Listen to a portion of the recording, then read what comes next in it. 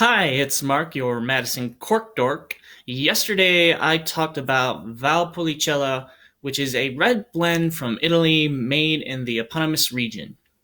Today I'm going over part one of my four-part series on the GSM-Rhone blend. Naturally, the first grape that I'll be discussing is Grenache. So why am I doing these videos? Well, the majority of you have probably heard of some of the following varietals, like Cabernet Sauvignon, Chardonnay, Riesling, and Moscato. I, however, would like to introduce you to grapes that you probably never heard of.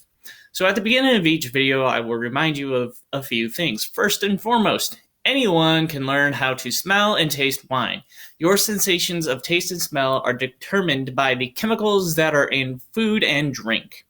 When we say we're smelling rhubarb or we're tasting dark chocolate, we're not making this up. With time, you can train yourself to seek out individual smells. Just swirl your wine glass, close your eyes, and think about what you're smelling or tasting. This will help you analyze and appreciate wine. I'll keep bringing up several terms that I will define at the beginning of each video. So you already know whether a wine is dry or sweet. Body is the mouthfeel you have when you taste wine. It's analogous to milk. If it feels like whole milk, that's full-bodied.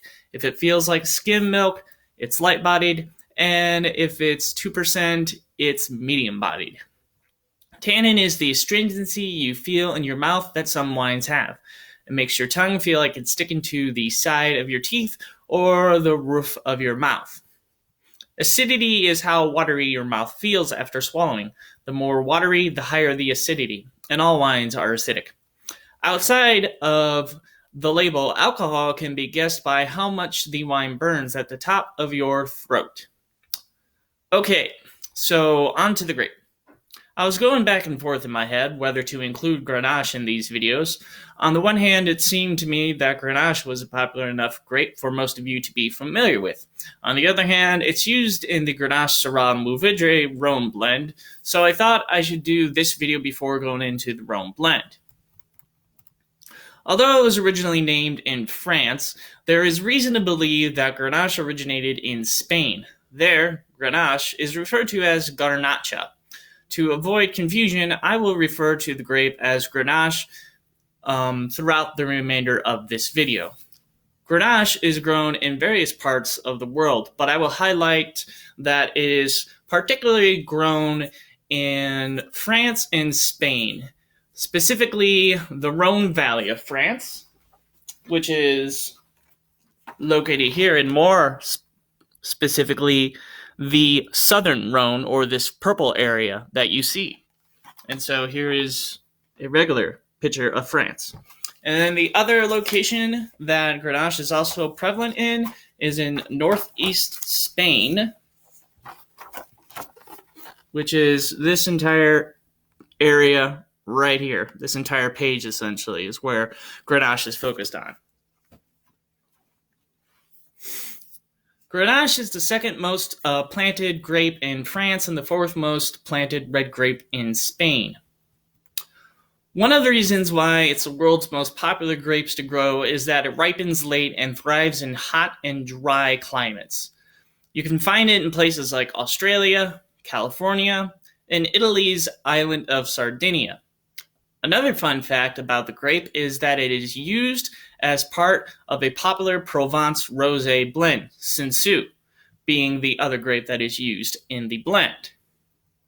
Grenache was one of the earliest grapes that was planted in Australia in the 18th century, being the most popular grape until Syrah surpassed it in the 1960s. 19th century Californians valued the grape because it could still produce high yields in drought conditions. Another reason for its high yields is that it's more wind resistant than other grapes. But every grape is not without its flaws. Grenache is susceptible to funguses like bunch rot and downy mildew, as well as corlor, which prevents grapes from being produced after flowering. Lastly, it is much more labor-intensive because of the strong wood canopy, making it practically impossible to use mechanical harvesters and pruning equipment. The more labor intensive the grape is, the higher the price of the wine. So what can you expect from Grenache? Well, it's primarily a medium full-bodied red wine. Grenache is very dry. It has a medium level of tannin.